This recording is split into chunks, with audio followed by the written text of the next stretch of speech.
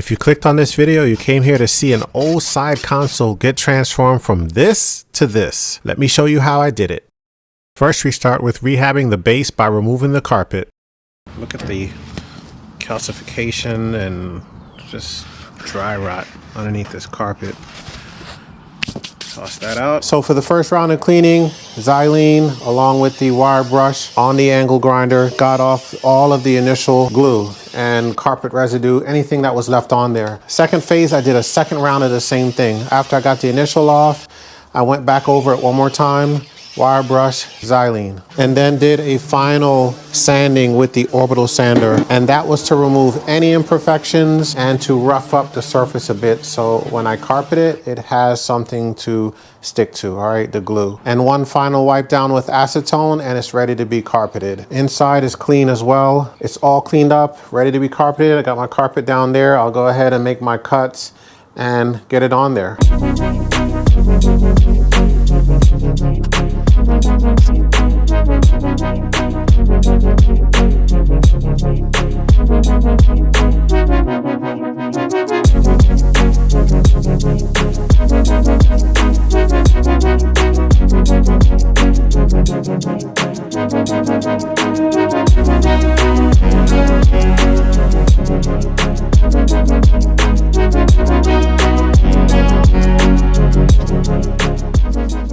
All right, I'm at the point of the build where I need to refurbish the steering console and it's pretty worn out. Got a lot of wear and tear. Actually have small cracks in here as well, but I think I'll be able to sand over this stuff lightly, try to smooth it out as best as possible. The owner of the boat doesn't want to change this entire console out, so I'm gonna do my best to make it as new as possible as I can. Do have some bigger cracks here. This is an old finder mount. I'll pull this off. There'll be a new fish finder installed here, but yeah, some much more noticeable cracks are around the finder. So hopefully it's structurally intact to at least hold the next finder on here without it eventually popping off or something like that. But yeah, I'm just gonna start pulling this apart, take this off, take off the visor. Actually got some leaves stuck down in here. I don't know if you guys can see that.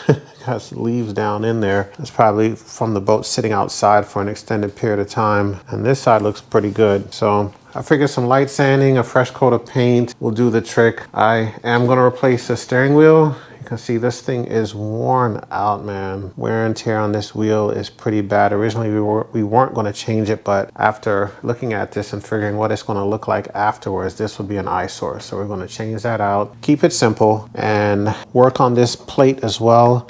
You know, you can see a sun beaten. Can't even read the words that are up here anymore. Same on the ignition down here. You can barely read those words too. So I'm gonna take that off, probably sand and paint it. This is a plastic, so I'm gonna take it off and kind of figure out what kind of plastic that is to figure out what kind of paint I need for that. And of course, change out these switches. They are ancient. So first thing I'll do is just start pulling this apart a bit.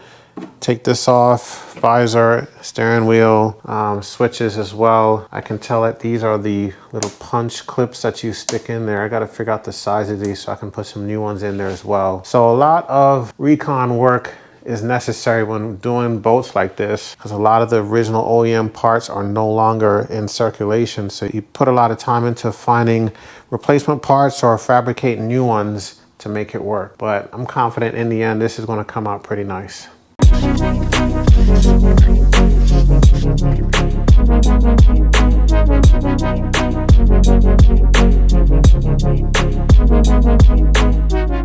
So I figured I'd slow down at this part right here and kind of go a little bit in depth on how to remove the steering wheel. I'm sure this is stuck on here even after I remove the bolt and washer that's behind it. So I've loosened up the bolt, not all the way off, but just off enough that I should be able to pop the steering wheel from its stuck position. I already gave it a few preliminary tugs and I'm leaving it on because I'm probably going to put some significant pressure on here and I don't want to go flying backwards once this pops off. Once I pop it, I'll remove everything else one time. So I've got the space in there I need. I'll go ahead and pop it off. To do that, just going to take a hammer and tap the center pin. You don't have to give it too hard of a hit, but just a generous flat hit. Don't mess up any of the grooves on the screw hit, and it should pop right off. All right, so let's go. Just gave 10 hits. Yep, perfect. If you don't do that, you could literally stay here pulling on this thing for a long time.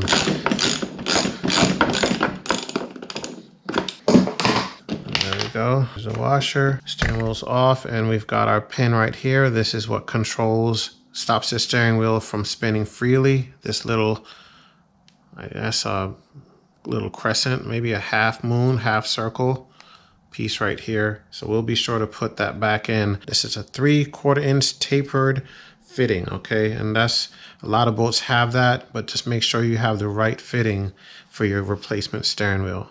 So we will not lose this piece. We're going to set this aside, and I'm going to put this back on exactly how it was. But I'm just going to follow my gut and install the new steering wheel in the exact same position. But that's going to come later. I've got to refurbish this and then just take it from there. So we don't lose our parts. Let's go ahead and just stick this back on here.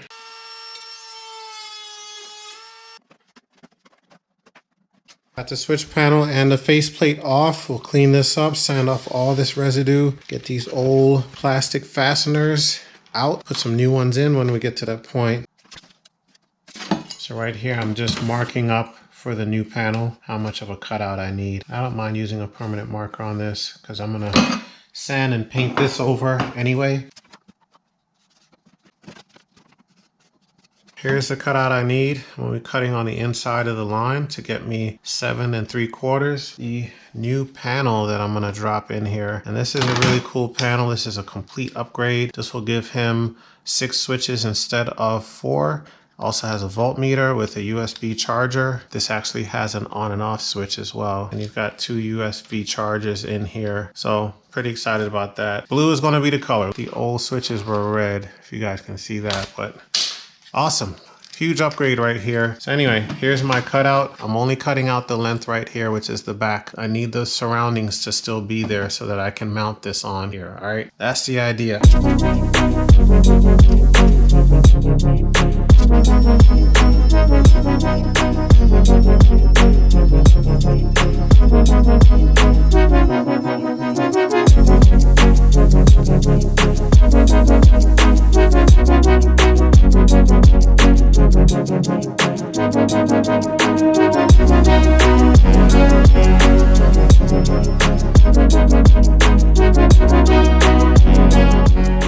I just did one round. I use this antibacterial Windex, just a general purpose cleaner. I went with that as a mild detergent to try to just get the initial dirt off. Still have some dirt smudges here, but I'm gonna sand it. I'm gonna go ahead and tape up the gauges and tape up the steering column right there and then get to sanding. I'm just gonna use a light grit of sand, 220 grit, and I'm gonna use the orbital sander, but I know I'm gonna have to use my sanding block to get in some of these cracks and crevices before painting. After sanding, I did clean it with acetone. I figured go in with the best thing to clean a surface before painting that I have here, and that's acetone. So wipe that completely down.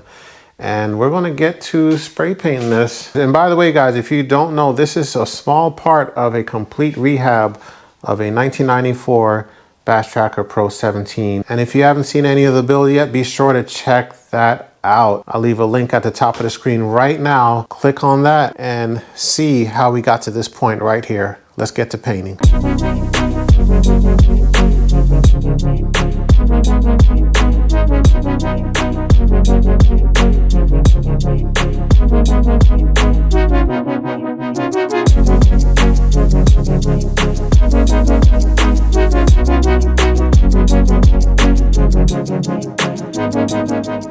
Spray paint is on and the color match was really close, so I'm happy about that. And I ended up doing like 3 coats on each side. It was really quick, really easy, and I like how it looks. I'm dying to see how it's going to look in the morning when this is completely dry. And if I need to, I will sand and do an additional coat or maybe do some touch-ups here and there. But all in all, this looks 100,000 times better. Covered on well. It's drying nicely. You know, it's got some huge cracks in here. Not even the paint could fill that. And a huge crack down bottom right along the line, the edge there. Once I put the visor on, it is a tinted visor, so that should be hidden. Again, the idea is just refurbishing this in a much better state than I got it and just at least try to prolong the use of this console before having to totally replace it.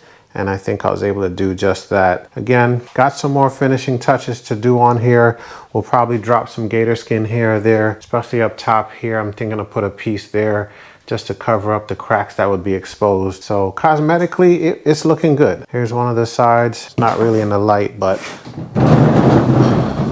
I mean, the side looks brand new. I really like how the side looks. And the good thing about this is the side that's exposed to the center of the boat. So that's awesome. Yeah, so there you have it, guys. So far, so good. Let me show you the paint that I used for this. I actually picked up two different kinds. This is one that I've used on a lot. I've used the black color of this, and it's pretty awesome. And the color is gunmetal gray to match the color of the carpet. But I ended up going with this Krylon one because it's 5 times strong adhesion, and everything that's read up on this can just says spray and go. It will stick to just about anything without even really prepping the surface a whole lot. So yeah. No peel guarantee right there on the can. I really like how that sounds. This one is great. I really like this one as well. I've used it extensively. But if you don't sand the plastic surface, or if you're painting PVC like I've done a lot of, it will chip and peel off over time a lot quicker. So I'm hoping this one will last longer. Time will tell. But this is what I went with. And what I really do like is it went on really well, and I don't see any bleeding, anything like that. So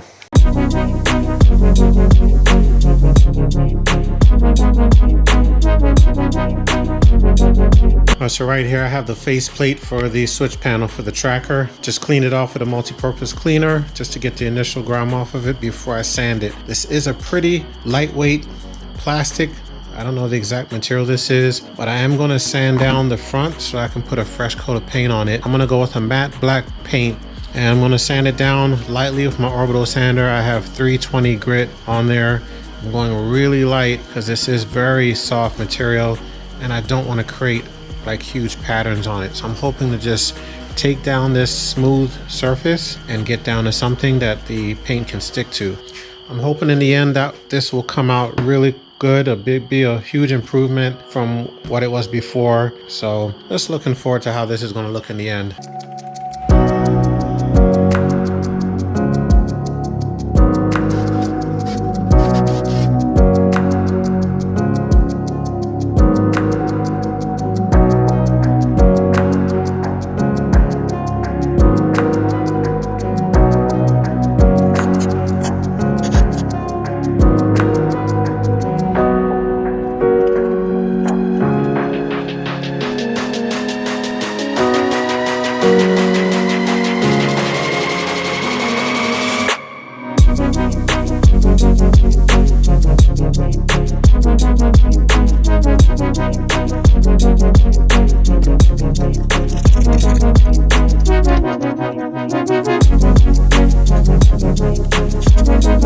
It's awesome looking back at the before and after pictures, which is a testimony that with a little time and attention, you can create something out of nothing. Instead of going out, spending a lot of money replacing everything, take the time you need to research and create exactly what you want. Hit that subscribe button to get more content just like this. We've got a lot more ahead of us. We'll see you on the next one.